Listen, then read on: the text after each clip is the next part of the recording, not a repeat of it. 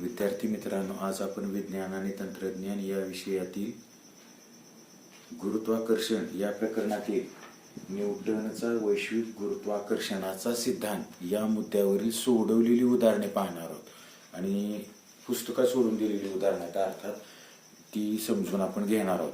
पहिले उदाहरण दिले, महेंद्र व विराट एकमेकांपासून 1 मीटर अंतरावर बसलेले आहेत. त्यांची वस्तुमाने 75 किलोग्रॅम व 80 किलोग्रॅम असे आहे. त्यांच्यातील गुरुत्वीय बल किती आहे असा तुम्हाला प्रश्न विचारलाय.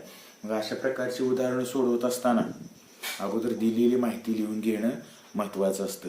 मग आता पुस्तकात देताना त्यांनी नुसतं म्हटलंय R बरोबर M1 बरोबर M2 बरोबर किंवा मग F बरोबर G ची किंमत असं दिले, पण आपल्या माहितीसाठी थोडंसं विस्तारानं आपण इथं फळ्यावर लिहिले की महेंद्र आणि विराट यांच्यातील अंतर. आता अंतरासाठी D हे अक्षर वापरतो, R हे अक्षर वापरलं तरी सुद्धा चालेल, D फॉर डिस्टन्स, कारण सूत्र जे आपण बघितलं सुरुवातीला तर त्या दोन वस्तूमधलं अंतर आपण D नेच दाखवलं होतं, सूत्रात पण D चाच उल्लेख केला होता, पण R म्हटलं तरी सुद्धा चालेल. आणि हे किती दिले आपल्याला? 1 मीटर. D बरोबर R बरोबर 1 मीटर. परत वस्तुमान दिली त्यांची. महेंद्रचं वस्तुमान, दोन वस्तू आहेत म्हणून पहिल्या वस्तूचं वस्तुमान M1 म्हणू, ते किती दिलं आपल्याला? 75 किलोग्रॅम. विराटचं वस्तुमान, त्याला M2 म्हणूया, हे किती दिले आपल्याला? 80 किलोग्रॅम. तर विचारले त्यांच्यातील गुरुत्वीय बल, जे F अक्षराने दाखवतात, आणि F बरोबर किती. आता बऱ्याच वेळा उदाहरण सोडवत असताना आपल्याला वैश्विक गुरुत्वीय स्थिरांक माहिती असणं गरजेचं असतं आणि बऱ्याच वेळा देतात पण, तो गणितात देतात पण गणितात जर दिला नाही तर तो आपल्याला माहिती असणं गरजेचं आहे. कॅपिटल G या अक्षराने दाखवतात वैश्विक गुरुत्वीय स्थिरांक, कॅपिटल G, आणि त्याची जी किंमत आहे ती किंमत किती आहे? 6.67 गुणिले 10⁻11 न्यूटन मीटर वर्ग दर किलोग्रॅमचा वर्ग. या आहे वैश्विक गुरुत्वीय स्थिरांकाची किंमत. आता हे उदाहरण सोडवण्यासाठी आपल्याला म्हणायचंय न्यूटनच्या सिद्धांतानुसार, न्यूटनच्या सिद्धांतानुसार, किंवा ह्यात आणखीन विस्तारानं न्यूटनचा वैश्विक गुरुत्वाकर्षणाच्या सिद्धांतानुसार असं म्हटलं तरी चालेल. आणि मग न्यूटनच्या गुरुत्वाकर्षणाच्या सिद्धांतानुसार आता आपल्याला सूत्र लिहायचं आहे त्याचं, जे आपण पाठीमागे बघितलं. सूत्र काय होतं? F बरोबर कॅपिटल G M1 M2 छेद D चा वर्ग. आता इथे D चा वर्ग घ्या किंवा R चा वर्ग घ्या तरी काही फरक पडणार नाही, दोन्हीतील अंतर D. पण ज्यावेळी पृथ्वीच्या गुरुत्वबलाची दुसऱ्या एखाद्या वस्तूशी आपण तुलना करतो त्यावेळी मात्र आपल्याला ते कॅपिटल R असं घ्यावं लागतं, कारण तिथं पृथ्वीची त्रिज्या ही खूप मोठी असल्यामुळे, या दोन वस्तूतल्या अंतरापेक्षा खूप मोठी असल्यामुळे तिथं कॅपिटल R घेतो. काय हरकत नाही, D वर्ग म्हटलं तरी चालेल आणि छोटा R वर्ग म्हटलं तरी चालेल. आता आपल्याला किमती भरायच्या आहेत. त्यांच्या किमती भरत असताना G ची किंमत 6.67 गुणिले 10⁻11 गुणिले M1 75, एकक नाही लिहिले तर चालेल, गुणिले M2 80 किलोग्रॅम. छेदाला आपल्याला काय दिले? D वर्ग म्हणजे त्यांच्यातलं अंतर, आणि ते किती आहे? 1 मीटर, आणि ह्याचा आपल्याला करायचं आहे वर्ग. आता हे करत असताना, कॅल्क्युलेशन करत असताना सरळ सरळ काय करणार आहे आपण? 6.67 ज्या संख्यांचा गुणाकार करणार आहे त्या संख्या अगोदर लिहिणं गरजेचं आहे, आणि 1 चा वर्ग छेदाला किती येणार आहे? 1च येणार आहे. आता आणि हे जे सगळं उत्तर येणार आहे, बलाचे एकक जे असतं CGS एकक किंवा SI एकक, ते काय असतं? न्यूटन असतं. आणि पुढं 10⁻11 हे आहेच. 6.67 गुणिले 75 गुणिले 80 हा जर आपण गुणाकार केला तर तो एवढा येतो 40,020 आणि पुढं 10चा वजा 11वा घात तसाच येणार आहे. आणि एकनं कोणत्याही संख्येला भागणं म्हणजे उत्तर तीच संख्या येते. आता पुढं आपल्याला दशांश चिन्ह द्यायचंय. दशांश चिन्ह देत असताना ज्यावेळी आपण दशांश चिन्ह डावीकडे सरकवतो त्यावेळी 10चा जो घातांक आहे तो नेहमी वाढत वाढत वाढत जातो. आणि दशांश चिन्ह ज्यावेळी आपल्याला उजवीकडे सरकवायचं असतं त्यावेळी 10चा घातांक आहे तो कमी कमी होत जातो. आणि मग या 40,020 मध्ये समजा आपल्याला दशांश चिन्ह 4 आणि 0च्या मध्ये द्यायचंय तर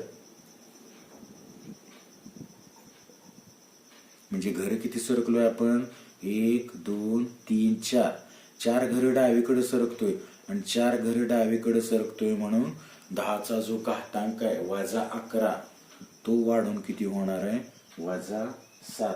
आणि म्हणून याचं जी एकक आहे ते काय आहे n. आणि मग आपल्याला असं म्हणता येईल की त्या दोघातील गुरुत्वीय बल महेंद्र आणि विराट या दोघातलं गुरुत्वीय बल किती आहे 4.002 गुणिले 10चा वजा 7वा घात न्यूटन. म्हणजे आता हे उदाहरण सोडवून देण्याचं कारण एवढंच की परीक्षेत या किमती भरलेल्या आहेत त्यात आणि किमती भरून डायरेक्ट ही स्टेप तुम्हाला सांगितलेली आहे. शेवटी उत्तराची पायरी दिलेली आहे पण आपल्यासाठी ह्या पायऱ्या महत्वाच्या आहेत की 10च्या वजा 11व्या घाताचा 10चा वजा 7वा घात कसा होतो. तर चांगलं लक्षात घ्या. उत्तरात दशांश चिन्ह डावीकडे सरकवत असताना जितकी आपण घर सरकतो तितका 10चा घात वाढतो. आणि म्हणून इथे 10चा जो वजा 11वा घात आहे तो वाढून किती होतो 10चा वजा 7वा घात. कारण आपण घर सरकलो 1 2 3 4 म्हणून हा घात जो वजा 11 आहे तो वाढून 4 घरांनी वजा 7 एवढा होतो. त्यानंतर आपण याच उदाहरणावर आधारित आणखीन एक उदाहरण पाहणार आहोत. बाक घर्षण रहित असताना थोडक्यात ते घर्षण शून्य असताना बाक घर्षण रहित असताना विराम अवस्थेतून सुरू झाल्यानंतर 1 सेकंदानंतर महेंद्रचा विराटकडे सरकण्याचा वेग किती असेल.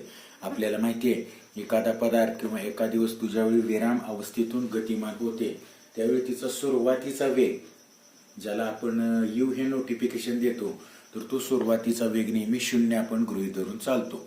आणि मग 1 सेकंदानंतर महेंद्रचा विराटकडे सरकण्याचा वेग किती असेल आणि त्यात पुढे विचारले तो वेग कालानुसार बदलेल काय म्हणजे वेळेनुसार तो वेग बदलू शकेल काय. आता ह्यासाठी आपल्याला अगोदरच्या गणितात महेंद्रवरील प्रयुक्त बल जे आपण उदाहरणाच्या शेवटी कॅल्क्युलेट केलं आणि त्याच्यासाठी बलासाठी अक्षर आहे F आणि म्हणून आपण म्हणतोय महेंद्रवरील प्रयुक्त बल 4.002 गुणिले 10चा वजा 7वा हे आपलं उत्तर आले 10चा वजा 7वा न्यूटन इतकं त्याच्यावरचं प्रयुक्त बल आहे. आता ह्या उदाहरणात महेंद्रचं वस्तुमान पण आपण घेणार आहे. महेंद्रचं वस्तुमान किती आहे 75 किलोग्रॅम. मग महेंद्रचा विराटकडे सरकण्याचा वेग v आपल्याला कॅल्क्युलेट करायचंय आणि विरामावस्थेतून त्याची हालचाल सुरू होतीये म्हणून तो जो सुरुवातीचा वेग आहे तो आपण 0 घेणार आहे पण ते नंतर आपण बघू. आता पहिल्यांदा आपल्याला काय काढावं लागेल महेंद्रचं त्वरण काढावं लागेल आणि म्हणून न्यूटनच्या गतिविषयक दुसऱ्या नियमानुसार किंवा त्याचं जे त्वरण आहे तर महेंद्रवरील त्वरण काढण्यासाठी त्वरणासाठी अक्षर असतं ए. पाठीमाग आपण हे सूत्र बघितलंय F बरोबर ma बल बरोबर वस्तुमान गुणिले त्वरण. आणि हेच थोडं जर मॉडिफाय केलं आपण तर हेच समीकरण असं होतं A बरोबर F छेद M. आणि मग ह्यात जर आपण त्याच्या किमती भरल्या F ची किंमत 4.002 गुणिले 10चा वजा 7वा घात छेद त्याचं जर महेंद्रचं वस्तुमान घेतलं तर ते किती दिलं आपल्याला 75 किलोग्रॅम बरोबर. आता हे उदाहरण सोडवत असताना त्यांनी आपल्याला पुस्तकात जे पायऱ्या दिल्या त्या डायरेक्ट उत्तर दिले आणि 10चा वजा 9वा घात दिला. आता हे थोडंसं समजून घेण्यासाठी काय करायचंय आपल्याला 4.002 गुणिले 10⁻⁷ छेद हे जे 75 आहे ते 75 आपल्याला घातांकाच्या स्वरूपात लिहायचं आहे आणि म्हणून 0.75 गुणिले 10⁻². बरोबर का? हे खूप महत्वाचं आहे. 0.75 गुणिले 10⁻² आपण म्हणतोय, कारण मगाशीच आपण म्हटलं दशांश चिन्ह ज्यावेळी डावीकडे आपण जितकी घरं सरकवतो तेवढा 10चा घात काय होतो, वाढत जातो. वरच्या पायरी 10चा घातच नाही, पण आपण काय करतोय आता दशांश चिन्ह 2 घरं इकडे सरकलोय, 5 आणि 7 ही 2 घरं सरकलोय म्हणून 10चा कितवा घात दिलाय, दुसरा घात. आता ह्यातच जर आपण पुढे गेलो तर हा जर भागाकार केला आपण 4.002 भागिले 0.75 तर हे जे उत्तर आहे हे उत्तर जवळजवळ आपलं येतं किती, 5.34. 5.34. आता त्या 10च्या घातांकाबद्दल बघू थोडंसं. आता हे समजून घेण्यासाठी आपल्याला जे 7वीत 8वीत आपण शिकलोय घातांकांचे नियम, रूल्स ऑफ इंडायसिस वगैरे तुम्ही म्हणता त्याला, तर त्या नियमात हे आपल्याला उदाहरण बसवायचंय. छेदाचा अर्थ होतो भागिले आणि मग घातांकांचा आपण एक नियम बघितलाय, एचा यम घात भागिले एचा यन घात बरोबर एचा यम वजा यन घात, असा तो नियम आहे भागाकाराचा नियम. म्हणजे पाया जर समान असेल आणि त्यांचा जर भागाकार असेल तर घातांकाची पाया तसाच लिहितात आणि घातांकांची करतात वजाबाकी. इथं तोच प्रकार आहे. छेदाची जी रेषा आहे ती छेदाची रेषा म्हणजे भागिलेच आहे. अंशाला पण 10चा घात आहे, छेदाला पण 10चा घात आहे, म्हणजे पायासारखे आहेत आणि म्हणून घातांकांची आपण करणार वजाबाकी. आणि ही जी आहे ती ह्या स्वरूपात आपल्याला लिहिता येईल, 10⁻⁷ किंवा आणखीन एक पायरी आपण ह्यात वाढवू, 10⁻⁷ गुणिले 10⁻². किंवा ह्यात पण अजून तुम्हाला ह्या छेदाबद्दल जर भागिले चिन्ह द्यायचं असेल तर सरळ असं म्हणा, 10⁻⁷ भागिले 10⁻². ह्या नियमात हे उदाहरण बसवण्यासाठी. आणि मग 5.34 गुणिले 10⁻⁷ हे पुढच्या पायरीत आपल्याला लिहिता येईल. कारण भागाकार असेल तर घातांकांची वजाबाकी करतो. हा सुरुवातीचा घात वजा, हा पुढचा घात धन होता पण तो वजा करतोय, म्हणून पुढच्या पायरीत याचं जे उत्तर आहे ते आपल्याला असं लिहिता येईल, 5.34 गुणिले 10⁻⁹ आणि काय येते, त्वरण आहे आणि म्हणून त्वरणाचं एकक मीटर दर सेकंद असं पण म्हणणार आहे. म्हणजे पुस्तकात या किमती भरल्या डायरेक्ट त्याने आणि हीच पायरी दिली आपल्याला 10⁻⁹ तर तो कसा येतो हे समजून घेण्यासाठी आपण यामध्ये 2-3 पायऱ्या वाढवलेल्या आहेत. आता हे झालं त्या महेंद्रचं त्वरण, पण ते गतिविषयक पहिलं समीकरण जर आपण वापरलं, न्यूटनचं गतिविषयक पहिलं समीकरण वापरून आपल्याला काय काढता येतं, महेंद्रचा वेग काढता येतो. पण आता तो वेग काढण्यासाठी काही गोष्टी आपल्याला माहिती पाहिजेत. सुरुवातीचा वेग आपल्याला माहिती पाहिजे आणि विराम अवस्थेतून वस्तू सुरू होते त्यावेळी तो वेग आपण म्हटलंय किती असतोय, 0 असतोय. आता इथं सुरुवातीचा वेग म्हणू महेंद्रचा सुरुवातीचा वेग अक्षर असतं u आणि विराम अवस्थेतून त्याची हालचाल चालू होतीये म्हणून तो वेग आहे 0 मीटर दर सेकंद बरोबर. आणि बाग घर्षण रहित आहे असं जर आपण म्हटलं तर 1 सेकंदानंतरचा त्याचा आपल्याला वेळ काढायचा आहे. म्हणून इथं कालावधी जर बघितला आपण, कालावधी अक्षर टी आणि तो किती दिलाय आपल्याला, 1 सेकंद. 1 सेकंदानंतर आणि मग आपल्याला यू माहिती आहे, टी माहिती आहे, ए माहिती आहे. तर न्यूटनचं गतिविषयक पहिल्या समीकरणानुसार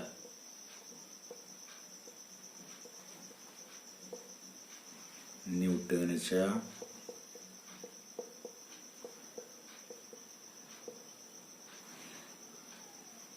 गतिविषयक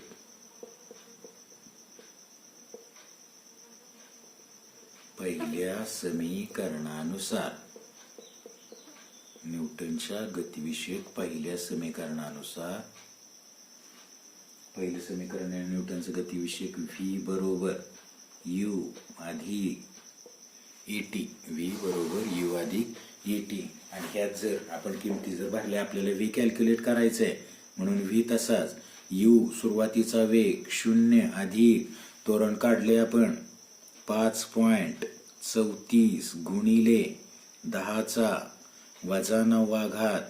आणि गुणिले टी दिलाय 1 सेकंद. आणि मग कोणत्याही संख्येला 1 न गुणलं तर उत्तर तीच संख्या येते बरोबर. आणि कोणत्याही संख्येत 0 मिळवला तरी उत्तर तीच संख्या येते. म्हणून आपलं शेवटचं फायनल उत्तर आहे 5.34 गुणिले 10⁻⁹ आणि वेग आहे म्हणून त्याला एकक लिहिणार आहे मीटर दर सेकंद. आता 10⁻⁹ याच्याशी जर तुलना केली तर आपण जो वेग आहे त्याचा की महेंद्रचा आपण वेग काढलाय तर पण तो जो वेग आहे तो वेग कालानुसार बदलू शकेल पण तो इतका संथ असेल इतका कमी असेल आणि तेही कधी बाक जर घर्षण रहित असेल तर. आणि बाक हा कधीही घर्षण रहित असू शकत नाही बरोबर. आणि त्यामुळं त्वरणामुळं कालानुसार त्याचा तो वेग वाढत जाईल असं आपल्याला म्हणता येतं. यानंतर आपण पृथ्वीचं गुरुत्वबल या संबंधातील काही उदाहरणं पाहणार आहोत. त्याच्या अगोदर थोडंसं पृथ्वीच्या गुरुत्वबलाविषयी जाणून घ्यायचं झालं तर एक उदाहरण असं देता येईल. क्षितिज लंब दिशेत वरच्या दिशेने फेकलेला जो दगड आहे तर तो जो दगड त्याचा जो वेग आहे तो वेग काय होतो जसजसा वेळ जाईल तसा कालानुसार वेळेनुसार तो बदलत जातो. म्हणजे वर फेकलेल्या दगडाची वर जाण्याची जी गती आहे ती हळूहळू कमी होत जाते. तो दगड तसाच सतत वर जात नाही तो. आणि एका ठराविक उंचीला तो पोहोचला की तिथं त्याचा जो वेग आहे तो वेग कसा होतो 0 होतो. म्हणजे जास्तीत जास्त उंची गाठली की त्याचा तो वेग 0 होतो आणि तिथून तो जो दगड आहे तो खाली पडायला लागतो. तर हे असं का होतं सगळ्या ज्या वस्तू आहेत त्या पृथ्वीकडे का आकर्षित होतात तर त्याला कारणीभूत असतं पृथ्वीचं गुरुत्वीय बल. आणि पृथ्वीचं जे गुरुत्वीय बल असतं ते पृथ्वीचं वस्तुमान केंद्र जिथं असतं तिथं सगळं ते एकवटलेलं असतं. आणि म्हणून ज्या सगळ्या वस्तू आहेत त्या क्षितिज लंब दिशेत पृथ्वीच्या केंद्राकडे किंवा पृथ्वी स्वतःकडे काय करते त्यांना खेचून घेत असते. आणि ही जी दिशा आहे ते सुरुवातीलाच प्रकरणाच्या आपण बघितलंय की ही दिशा क्षितिज लंब दिशा असते बरोबर. आणि मग हे जे बल आहे पृथ्वीचं गुरुत्वीय बल त्या वर जाणाऱ्या वस्तूला काय करतं खाली खेचत असतं. त्यामुळे त्या वस्तूचा जो वेग आहे तो कमी होतो आणि काही काळानंतर तो 0 होतो.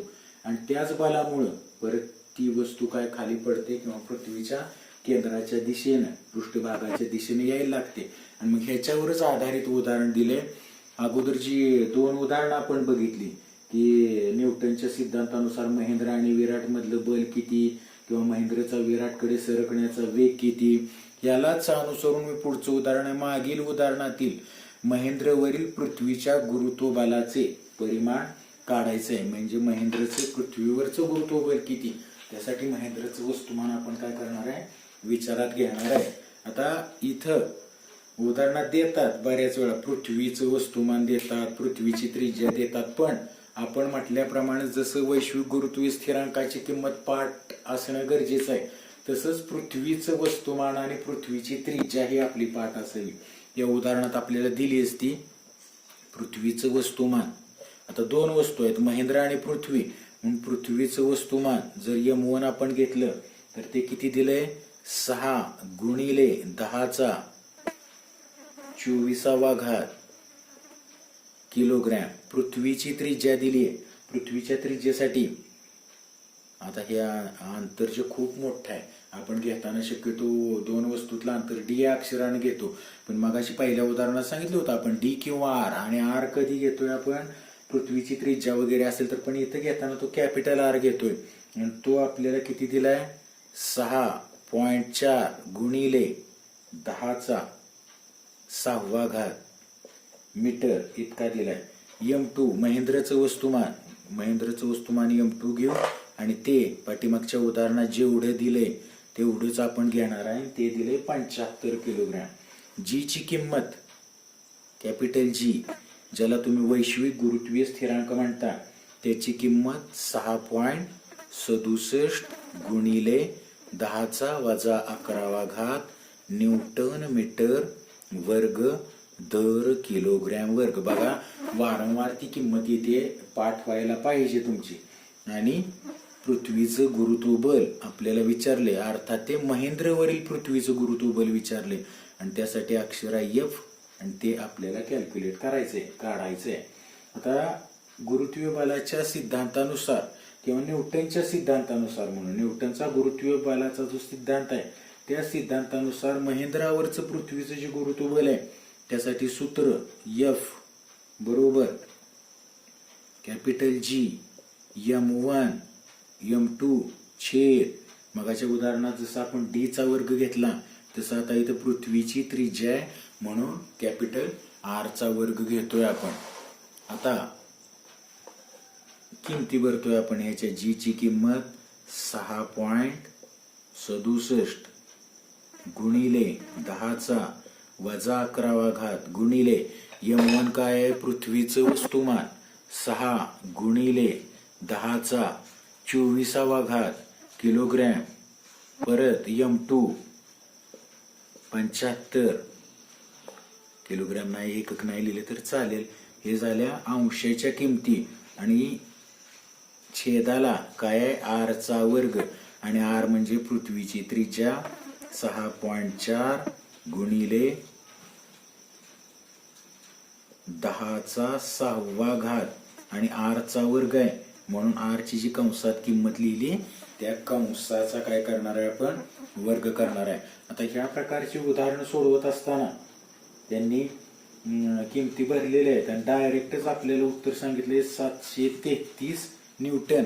तर थोडंसं हे आपल्याला सोडवायचं आहे, हे कशा येतात किंवा घातांकांचे कोणकोणते नियम कोणकोणत्या ठिकाणी वापरतात हे आपल्याला बघायचंय. आता सुरुवातीला काय करू, सगळ्या ज्या संख्या आहेत त्या सगळ्या संख्या आपण एकत्र घेऊ.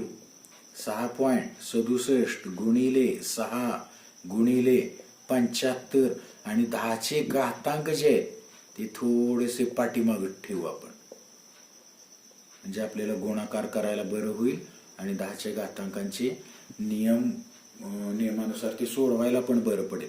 आता कंसाचा वर्ग आहे म्हणजे कंसातल्या प्रत्येक पदाचा तो काय असणार आहे, वर्ग असणार आहे. म्हणून 6.4 गुणिले 6.4 गुणिले 10⁻6 गुणिले 10⁻6.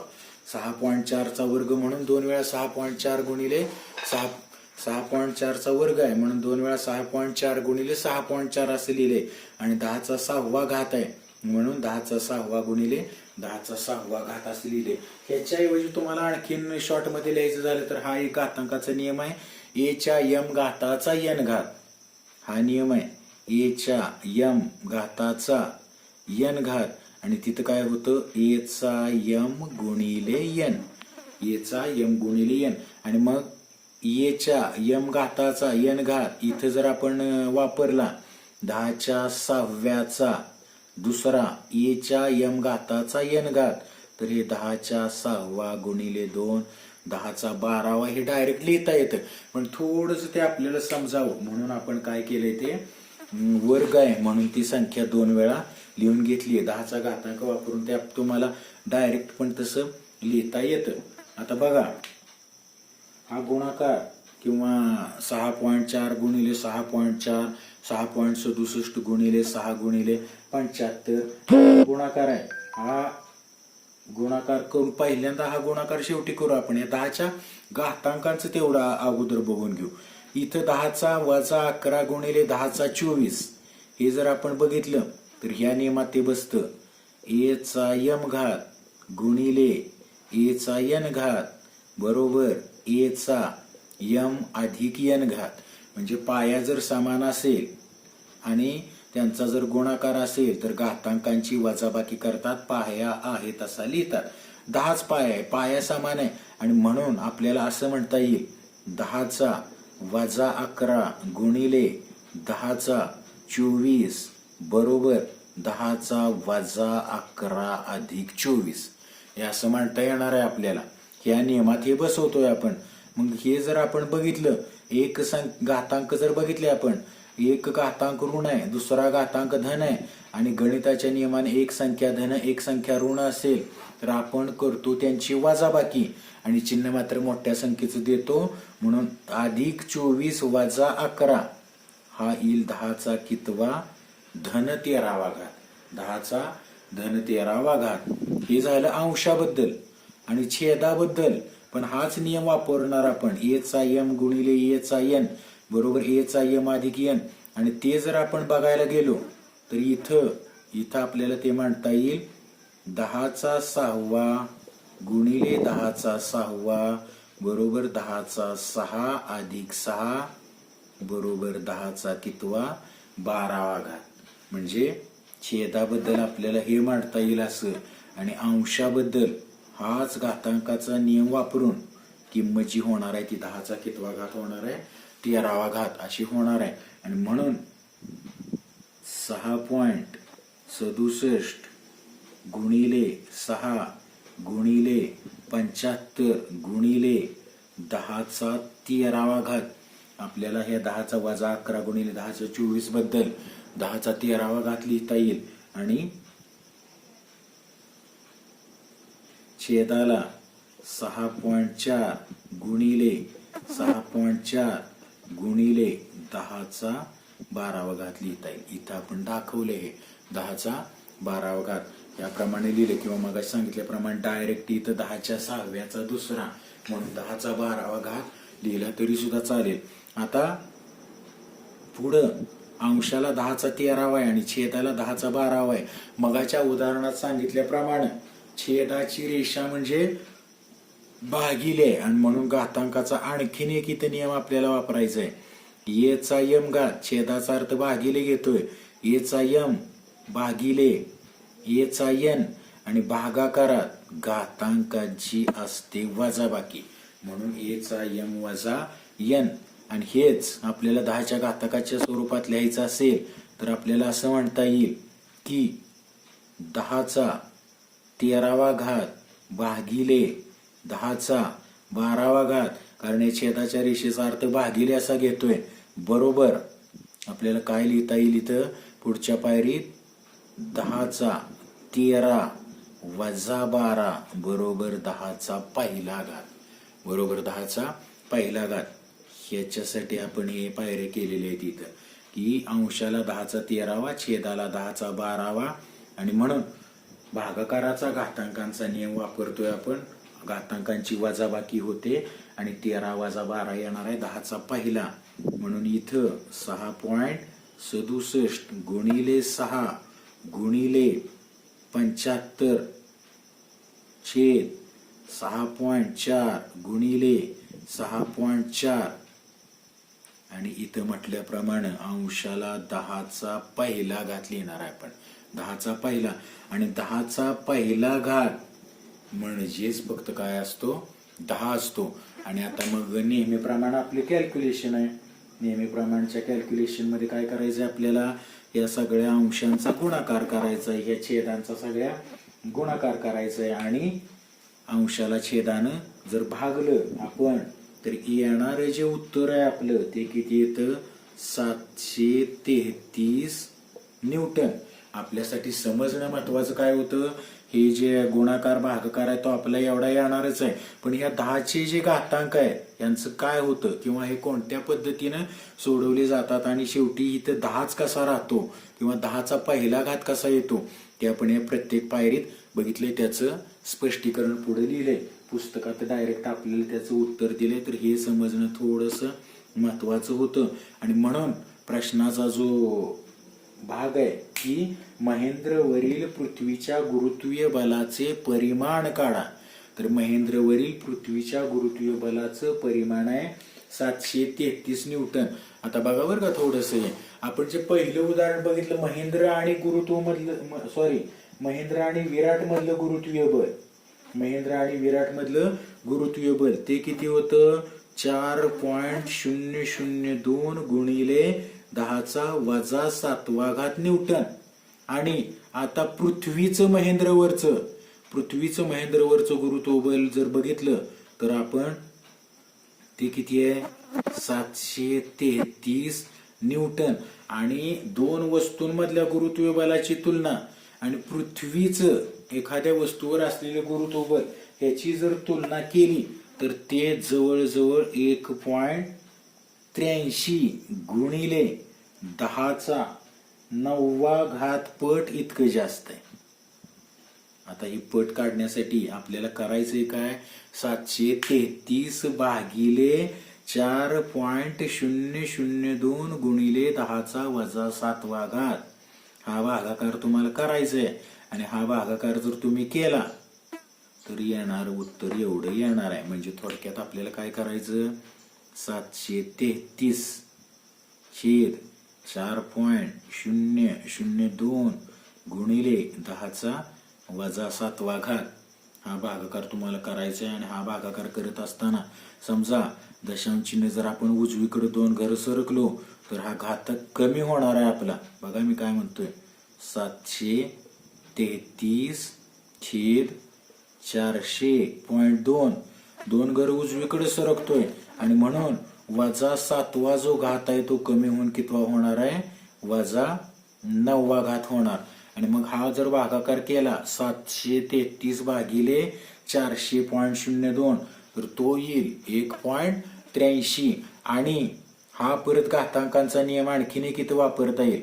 बघा मी इथं म्हणतोय 10⁻9 बद्दल 1/a⁻m घात. आणि ह्याच उत्तर काय असतं, a⁻m घात. म्हणजे छेदाला जर वजा घात असेल तर तो अंशाला येऊन m घात होतो. म्हणून त्यांनी उत्तरात इथं जो छेदाला 10⁻9 आलाय ते त्यांनी उत्तरात म्हटलं 1.83 गुणिले 10⁻9. वजा 9 कसा झाला तर हा घातांकाचा आणखी एक नियम आपण तिथं वापरलाय, 1/a⁻m बरोबर a⁻m. आणि म्हणून -9 ज्यावेळी अंशाला जाणार आहे त्यावेळी तो धन होऊन जाणार आहे.